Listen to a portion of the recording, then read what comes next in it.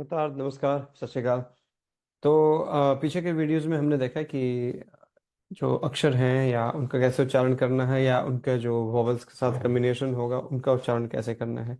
आज उसी श्रृंखला में आगे बढ़ते हुए हम ये सीखेंगे कि कहाँ पे किसी भी शब्द में पहले सिलेबल पे जोर देना है, आखिरी सिलेबल पे जोर देना है, या सेकंड लास्ट सिलेबल पे जोर देना है, या थर्ड लास्ट सिलेबल पे जोर देना है, क्योंकि ये डिवीजन और ये तरीका जानना बहुत ज़रूरी है ताकि हम शब्दों का सही उच्चारण कर सकें, है ना।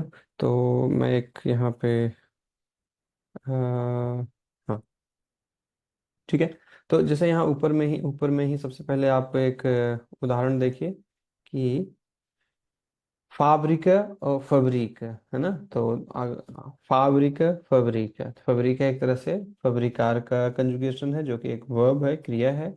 और फाब्रिका जो है एक नाउन है ना, जिसका मतलब फैक्ट्री भी हो सकता है, वर्कशॉप भी हो सकता है ना। तो ये है। तो हमें, अगर आपने, कहने का मतलब कि अगर आपने लास्ट सिलेबल पे जोर दिया तो एक वर्ब का कंजुगेशन है, अगर पहले सिलेबल पे आपने या थर्ड लास्ट सिलेबल पे आपने जोर दिया तो वो एक नाउन है, ठीक है। तो पुर्तगाली में आमतौर पे सभी भारतीय या भारोपीय या इंडो यूरोपियन लैंग्वेजेस में हमेशा दो तरह के शब्दांश, सिलेबल या अक्षर होते हैं। एक जो पूरे शब्द में एक कोई अंश होता है जिस पे हमें ज्यादा जोर देने की जरूरत है दूसरों से, है ना। तो जैसे कि अगर कोई शब्द है, एक हम लेते हैं, मान लीजिए जाल, है ना। तो पहला जो जा है उस पर ज्यादा जोर है ना। या फिर हम दूसरा कोई शब्द लेते हैं, जैसे कि सूरज, है ना। तो सू पे, है ना, फिर से जो है पहले सिलेबल पे ही ज्यादा जोर है। तो इस तरह से पुर्तगाली में भी हर शब्द में कोई एक सिलेबल, कोई एक शब्दांश ऐसा होता है जिस पे ज्यादा जोर डालते हैं, बाकी सामान्य रूप में रहते हैं। तो जिन पे हम ज्यादा जोर देकर उच्चारण करते हैं उनको हम पुर्तगाली में सिलबा टोनिका कहते हैं, और जो सामान्य रूप में रहते हैं उसको सिलबा आतुना कहते हैं, ठीक है। तो हर एक शब्द में एक जो है कि जोर देकर उच्चारण किए जाने वाला शब्दांश या अक्षर जरूर होता है ना। तो जो ये सिलबत टॉनिका होता है या जोर दिए जाने वाला जो वाक्य शब्दांश होता है, माफ कीजिए, उस पे हमेशा हमें ज्यादा जोर देना है ना। बाकी सामान्य स्थिति में रहते हैं। जैसे कि यहाँ पे कुछ उदाहरण है, जैसे आर वोर, है ना। तो यहाँ पे ये एक्सेंट है तो हमें पहले से साफ साफ क्लियर है कि आ पे ज्यादा जोर देना है, आर वोर, है ना। कश्तेलु, कश्तेलु, है ना। ई मन्या, मन्या, ठीक है। तो जो बोल्ड किए हुए अक्षर हैं, लेटर्स हैं, उन उन पे ज्यादा जोर है ना। जैसे क से हमने शुरू किया, कश्तेलु, ठीक है। आर वोर, मन्या, ठीक है। तो ये है। तो पुर्तगाली में तीन तरह के उच्चारण की पद्धतियां हैं। तो पहले हैं जो पलाब्रस अगूदस, है ना। इन पलाब्रस अगूदस में क्या है कि जो जोर देने वाला जो सिलेबल होता है, जोर देने वाला जो शब्दांश है, वो आमतौर पे हमेशा आखिरी शब्दांश होता है, आखिरी सिलेबल होता है, ठीक है। जैसे जकरे, फरोल, कंतार, है ना। तो अगर आप तीनों को फिर से सुने, जकरे, फरोल, कंतार, तो आपको समझ में आ रहा होगा कि मैं कहाँ जोर दे रहा हूँ, हमेशा आखिरी सिलेबल पे, ठीक है। दूसरा है पलाब्रस ग्राफ्स। पलाब्रस ग्राफ्स में क्या होता है कि जो जोर देने वाला जो शब्दांश है वो आमतौर पर सेकेंड लास्ट सिलेबल होता है। जैसे लिस्बोआ, फलामुस, मार्तीर। तो इन शब्दों में जो है कि हमेशा हम सेकेंड लास्ट सिलेबल पे ज्यादा जोर डाल रहे हैं उच्चारण के लिए। और तीसरा है पलाव्रस एस्द्रूशुलस, है ना। इसमें क्या है कि थर्ड लास्ट जो सिलेबल है ना, थर्ड लास्ट पीछे से जो तीसरा आमतौर पे सिलेबल होगा उस पे जोर डालते हैं, ठीक है ना। तो जैसे कि रापिदो, एस्टोमगु, है ना। एस्टोमगु नहीं, एस्टोमगु। और सिएंसिया, सिएंसिया, है ना। अगर हम सिएंसिया नहीं, सिएंसिया, ठीक है। तो इन शब्दों में हमने तो यहाँ पे तीन तरह के हमने एक बार फिर से क्लासिफिकेशन देखे। एक जो है कि एक है हमारा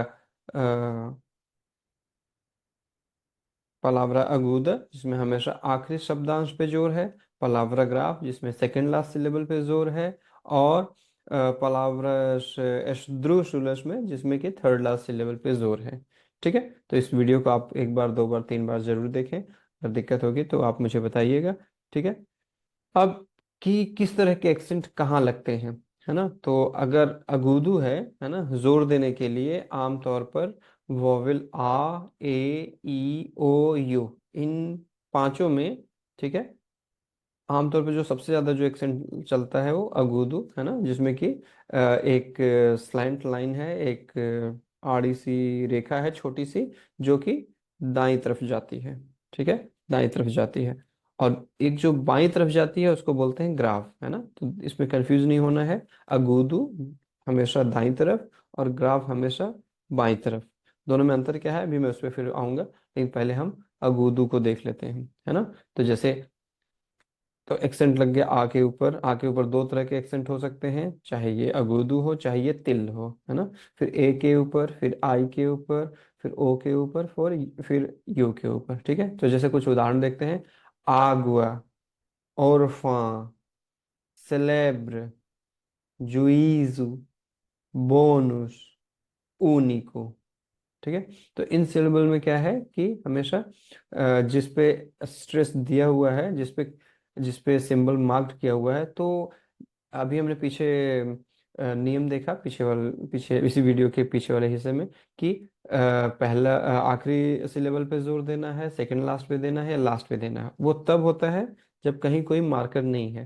लेकिन अगर मार्कर है, मार्कर कौन से हैं, ये जो चिन्ह है कि बाईं तरफ है, दाईं तरफ है ना, तो सरकमफ्लेक्सू है, कौन सा इस्तेमाल हो रहा है, अगर कहीं पे वो है, तो उस रूल को छोड़कर हमें इस रूल को अपनाना है कि जिस भी स्वर पर, वॉवेल पर वो एक्सेंट है, उस पे हमें ज्यादा जोर देना है। ठीक है, तो फिर से एक बार। आगुआ, ओरफा, सेलेब्र, जुइजू, बोनुस, ऊनिको।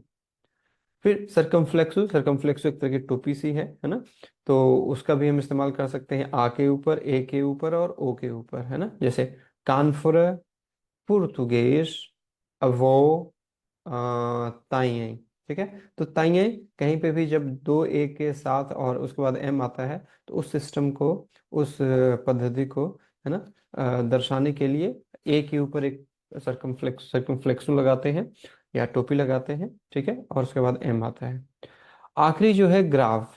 ग्राफ में हमेशा जो है कि जो स्लैंटेड लाइन है, जो तिरछी रेखा है, एक तरह से आड़ी रेखा है, वो बाईं तरफ, उसका झुकाव बाईं तरफ होता है। और अगुदू में क्या होता है, दाईं तरफ। ठीक है, तो ये आमतौर पे होता है कि जब हम प्रीपोजिशन आ इस्तेमाल कर रहे हैं और उसके बाद कोई आर्टिकल आ जाए, है ना। जैसे कि त्रबाल्यू अनोइत, अगर मैं रात को काम करता हूँ तो त्रबाल्यू अनोइत, है ना।